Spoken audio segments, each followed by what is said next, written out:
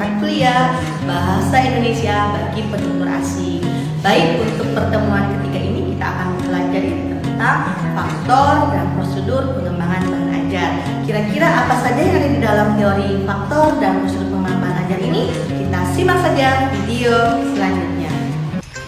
Faktor dan prosedur pengembangan bahan ajar. Sebelum kita mengetahui faktor dan prosedur pengembangan bahan ajar, kita harus mengetahui dulu apa itu bahan ajar. Bahan ajar adalah segala bentuk bahan yang digunakan untuk membantu guru dalam melaksanakan kegiatan belajar mengajar di kelas. Bahan yang dimaksud dapat berupa tertulis maupun bahan tidak tertulis. Dan juga bahan ajar ini memiliki peranan yang sangat penting dalam proses pembelajaran. Selanjutnya, prosedur pengembangan bahan ajar. Yang pertama, tahap analisis.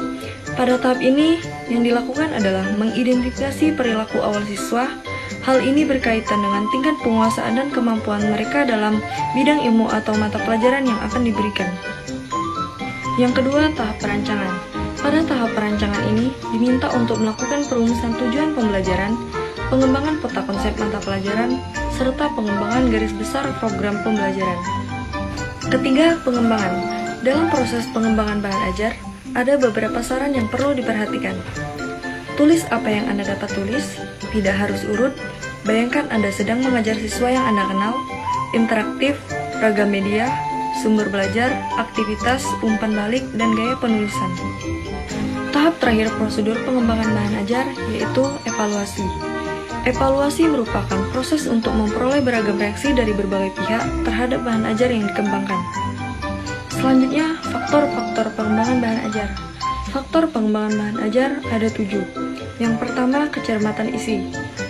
Kecermatan isi adalah validitas atau kesahihan isi atau kebenaran isi secara ilmiah, dan keselarasan isi adalah kebenaran isi berdasarkan sistem nilai yang dianut oleh suatu masyarakat atau bangsa. Kedua, ketepatan cakupan. Ketepatan cakupan ini berhubungan dengan isi bahan ajar dari sisi keluasan dan kedalaman isi materi, serta keutuhan konsep berdasarkan keilmuan. Ketiga, ketercernaan. Maksudnya, isi bahan ajar dalam bentuk apapun harus memiliki tingkat ketercernaan yang tinggi. Dalam hal ini, artinya bahan ajar dapat dipahami dan isinya dapat dimengerti oleh siswa dengan mudah. Keempat, penggunaan bahasa. Walaupun isi bahan ajar sudah cermat, menggunakan format konsisten, serta dikemas dengan menarik, namun jika bahasa yang digunakan tidak dimengerti oleh siswa, maka bahan ajar Anda tidak akan bermakna apa-apa.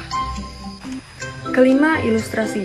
Dalam hal ini, bahan ajar dalam menyampaikan informasi perlu memuat seperti tabel, diagram, grafik, kartun, gambar dan foto, sketsa, dan simbol. Keenam, perwajahan atau pengemasan. Perwajahan atau pengemasan berperan dalam perancangan atau penataan letak informasi dalam satu halaman cetak, serta pengemasan dalam paket bahan ajar multimedia. Ketujuh, kelengkapan komponen. Kelengkapan komponen ada 3. Yang pertama, komponen utama, berisi informasi atau topik utama yang ingin disampaikan kepada siswa atau harus dikuasai siswa. 2. Komponen pelengkap.